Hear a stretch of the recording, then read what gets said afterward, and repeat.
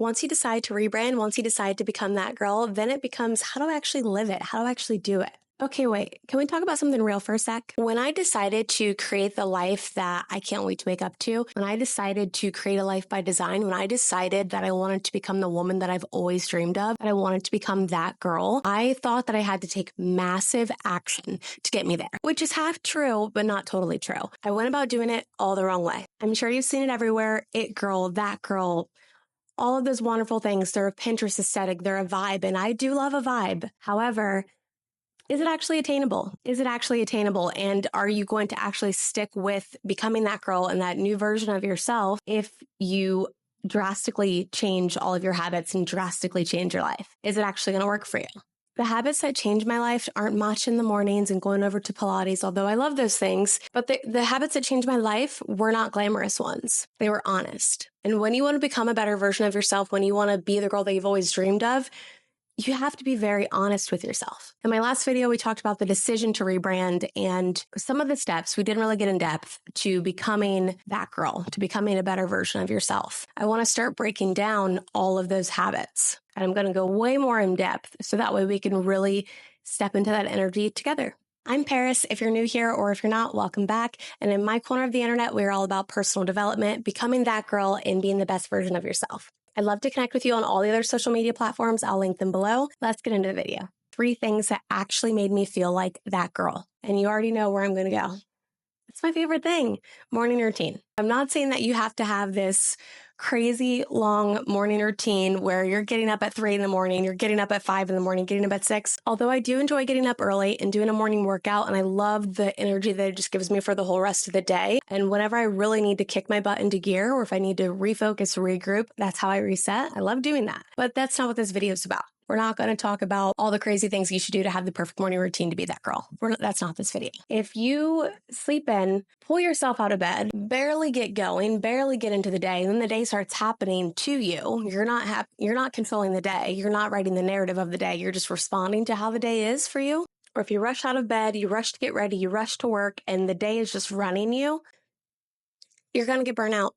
You're going to get burnt out and you're not going to enjoy life. We're going to start with mornings because that's where I realized I was abandoning myself the most. There was a time where I would get out of bed, I would hurry up and get ready, I'd hurry up and rush off to work, and sometimes I'd be very responsive to the day. But that was absolutely exhausting and draining to me. I didn't have a routine that set me up to have a good day. And that's pretty much where my love for morning workouts started. Now, I'm not talking about the 5 to 6 a.m. workouts, although I do like to do this sometimes. I also have this thing, I feel like if I don't go before noon, every hour that goes on in the day, I'm not going to go. So I just trained myself to go before noon. I loved the way that I felt when I started my workout first thing in the morning. It gave me so much energy for the day. I would accomplish so much more. I felt like I accomplished so much just from the moment that I woke up to 1 p.m. in the afternoon. I felt that I had to do the 5 a.m. workouts, the 6 a.m. workouts. I felt that I had to eat perfect. I thought that I had to obsess over some things that didn't necessarily matter. While taking care of your body and working out and eating nutritiously is a great habit to have, you do not have to do all of the things at once to become that girl. I created a morning routine, a slow morning routine that I can thrive with. I have ADHD, so I do my best with as little dopamine in the morning as possible. I'll get out of bed, I'll make my coffee, I'll walk my dog. I will maybe do some light cleaning for the first hour or 2 of the day before I even check my phone. It's really helped me. Before I went on that walk with my dog, I'm already wearing my workout clothes. So I'm already knowing that, okay, that's the next thing that I'm going to do, whether I booked a class or I'm going to go to the gym. I do that afterwards. I come back, I shower, and I get ready for the day. That makes me feel so good. Like I love getting ready for the day. I love putting on a cute outfit, even if it's a cute set like this. Like that just makes me feel so good. And I feel like there's nothing that I can't handle that day versus the old me whenever I would rush out of bed, rush to work and rush to this and rush. Once I started slowing down, my brain became a lot clearer. Number one, there wasn't as much clutter in my brain. Also, I started having the best days ever. You may not be able to have the same morning routine as me, but write it down. Write down the morning routine of that girl, the girl that you want to be. Write that down and do that. And it doesn't have to be all of these steps at once. If you're not a morning workout person and you want to become one, start with that. Book a class on ClassPass so you know that you're going to go. Start there. Start small. But there is something that you can implement tomorrow to become that girl. And a morning routine is easy. It does not have to be this 30-step, although I did leave out that I do my affirmations. That's a big part of my morning routine. And I've been doing affirmations since I was, 15 years old. I'm almost 31. I love my morning affirmations, and they've changed over time, but they work. They reprogram your brain and your body catches up to it. No matter what the affirmation is, it really does work. And that is the hill that I will die on about affirmations, but they really do work. And there's not a single friend of mine that I've told to do them that they haven't impacted and changed their life. I promise. The next habit that I worked on was building confidence through self-trust. You're like, self-trust, what is that? That sounds ridiculous. When you tell yourself, when you make little I call them promises, but when you make little promises to yourself and you tell yourself that you're going to do something and then you don't show up for yourself and you don't do it, you're not going to trust yourself. Doubt is going to creep in, and so is imposter syndrome. Or I'm going to go to an 8 a.m. class. And the more you don't do that, you are killing the faith in yourself. You are not keeping promises to yourself. You are not building self-trust, and you're not building confidence. When I was younger, confidence to me was a lot of external validation. And now I just come from this place of, I don't need that. I don't need that. I don't actually really don't like it. And I appreciate it, but I don't like it in the way that I want it. I crave it. I have to have it. And that is the most powerful place to be. And I feel so good about myself feeling that way. And I wish every girl felt that way, because it's an incredible feeling, but it's a feeling that you can build, and you can have it by building confidence through self-trust. So, okay, not just the gym. I use a lot of gym references. Working out and taking care of my body, moving my body, that's half my entire life. It's my personality trait. We know this. Another example.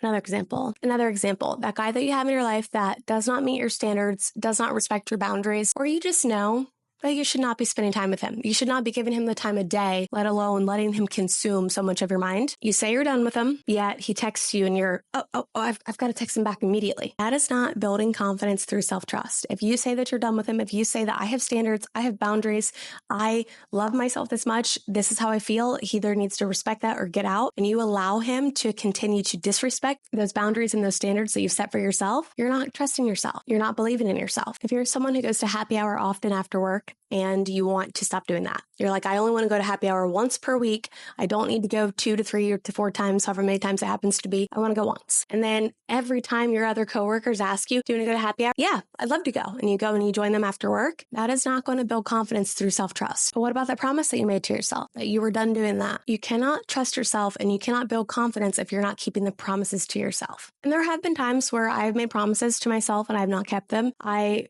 knew whether it was coming from a guy or whether it was coming from a friend that I'm no longer friends with, wasn't really a true friend of mine, letting them disrespect my boundaries and my standards. There have been moments where I haven't kept promises to myself. There have been moments where I'm like, okay, this is our new workout plan. This is what we're going to do. And this is what we're going to eat. And I don't do it. But I know that that does not make me feel my best. I'm not going to feel good doing that. And I try to get right back on my imaginary track to make myself feel good again. I know usually the things that I need to do, even if it's something as small as, I don't always keep promises to myself, but I try my best to. Even if it's saying my affirmations in the morning. If I don't say those, I'm thinking about it and I'm like, oh man, I need to say those. I need to say those. I will make sure that I do it before bed. I know that those make me feel my best. I know that's channeling the energy that I want to channel, and that's what I want to put out into the world. So if I'm not doing my affirmations and I made that promise to myself that I'm going to do it, I'm not going to get the results. I'm not going to see the results. Like I said, it takes a lot of honest conversations with yourself, because you know the things that you keep telling yourself that you're going to do and then you don't do it.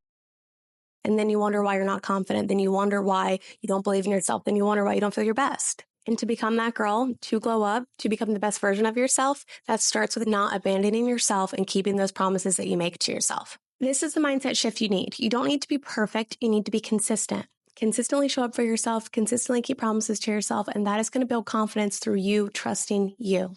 Everything changed for me when my confidence was built within. My own personal validation to myself, me rooting for myself, me keeping promises to myself, me believing in myself. That's when external validation didn't matter. I had my own. Habit 3, give yourself grace. That is not an excuse to be lazy. That is not an excuse to be lazy. I really appreciate the people who say that I have so much grace, I handle everything with grace, but that's something that I've learned. You're going somewhere where you haven't been before. You're becoming someone that you haven't been before. So sometimes if you mess up and you don't show up for yourself, or if you mess up and you don't keep a promise to yourself, if you mess up, it's okay. It's not about being perfect. Again, what did I say? It's about being consistent. I've had a lot of moments where I have not given myself grace, where I'm like, yes, you have ADHD, but figure it out.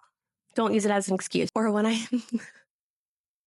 Or when I know that I should be eating nutritiously and moving my body and I'm not doing it and I'm wondering why my body hurts, it aches, and I'm wondering why I don't have energy, you're eating like crap and you're not moving your body. But in some of those moments, I do have to give myself grace. If I'm having an off week, if it's my time of the month and I don't feel like doing it, or if I'm craving something that isn't on my plan, that is okay. It happens. We're human. I'm still that girl. That girl just needs a break sometimes. There's also a difference between rest and avoidance. There are some activities that make me feel good, and those will be how I rest or how I recharge. But sometimes rest for me, rest, no screens, no phone, journal, read, dance, move your body, or maybe I need to go to the spa or I need to do a bubble bath. Like those are my moments of rest. And I know that I'm not avoiding what I need to do. I'm just taking care of myself. It is okay to do things for yourself. Resting is how you can show up for yourself the best and show up for others the best. I hope you found this video helpful, and I want you to remember you're not going to become that girl all at once. You don't have to figure it all out at once. You can start with one thing. I started these habits after I realized that I'm done settling, I'm done performing, I'm done not living the life that I can't wait to wake up to. I'm done not having the life that I've dreamed of. I'm done not having the life that I know that I'm capable of. And that girl is going to look different to everyone. You have to define who that is, who she is to you. You don't become that girl by changing everything. Start with habits. Start slow. So I want to know, let me know in the comments if you found this video helpful or if there's something that you're going to start implementing tomorrow. See you in the next video.